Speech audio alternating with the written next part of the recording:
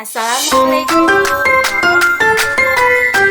wabarakatuh. Apa kabar anak-anak kami semuanya? Baiklah, hari ini kita akan mempelajari kisah Nabi Muhammad SAW membangun masjid di Madinah. Pernahkah anak-anak kami melihat pembangunan rumah? Ya, membangun rumah membutuhkan bahan-bahan dan proses agar menjadi bangunan yang kokoh. Hal ini diibaratkan dengan persaudaraan sesama orang muslim yang beriman yang saling mendukung satu sama lain.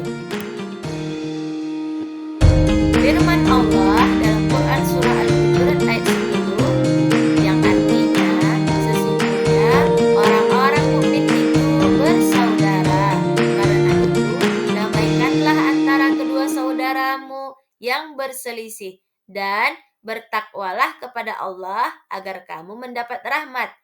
Hadis riwayat Nabi Muhammad SAW, orang mukmin diibaratkan seperti bangunan yang saling menguatkan. Rasulullah SAW menggambarkan hal ini dengan merapatkan jari-jarinya. Setelah hijrah ke Madinah, salah satu langkah pertama Rasulullah SAW adalah membangun Masjid Nabawi. Masjid ini tidak hanya berfungsi sebagai tempat ibadah, tetapi juga menjadi pusat kegiatan sosial, pendidikan, dan pemerintahan bagi umat Islam. Pembangunan Masjid Nabawi melibatkan seluruh kaum muslimin di Madinah, termasuk Rasulullah SAW sendiri yang turut serta dalam proses pembangunannya. Masjid ini menjadi simbol persatuan dan kekuatan komunitas muslim yang baru terbentuk di Madinah, serta menjadi titik awal bagi penyebaran ajaran Islam lebih lanjut. Selain itu, Masjid Nabawi juga menjadi tempat di mana Rasulullah memberikan pengajaran, memimpin sholat, dan memutuskan berbagai keputusan umat Islam pada saat itu. Lokasi Masjid Nabawi terletak di tempat unta Rasulullah SAW berhenti saat tiba di Madinah, yang sebelumnya adalah tanah milik dua anak yatim, Suhail dan Sahil. Mereka diasuh oleh As'ad bin Jararah. Rasulullah SAW membeli tanah tersebut dan mempersiapkannya dengan menebang pohon kurma dan memindahkan kuburan tua. Fondasi masjid tersebut dibuat dari batu keras, dinding dari batu bata tanah, tiang dari batang kurma, dan atap dari pelepah daun kurma.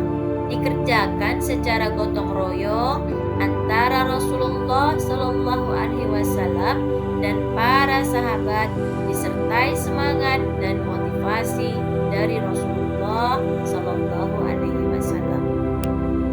Rumah Rasulullah SAW juga dibangun di samping masjid, rumah sederhana dengan satu kamar untuk istri beliau Saudah. Rasulullah SAW baru pindah ke rumah itu setelah 7 bulan tinggal di rumah Abu Ayyub Al-Ansari. Dari kisah Nabi Muhammad SAW dapat kita simpulkan bahwa fungsi Masjid Nabawi pada masa Rasulullah SAW tidak hanya dijadikan tempat sholat atau ibadah, tetapi juga sebagai pusat kegiatan umat Islam, yaitu musyawarah untuk menyelesaikan masalah umat, arena latihan bela negara dan pengobatan kaum muslimin, penampungan fakir miskin. Selain itu juga sebagai pusat pendidikan dan pembinaan umat Islam. Baiklah anak-anak, demikian penjelasan Umi tentang materi kisah Nabi Muhammad SAW membangun masjid di Madinah. Semoga anak-anak kami semuanya bisa mengambil hikmah dan teladan dari kisah Nabi Muhammad SAW. Amin. Assalamualaikum warahmatullahi wabarakatuh.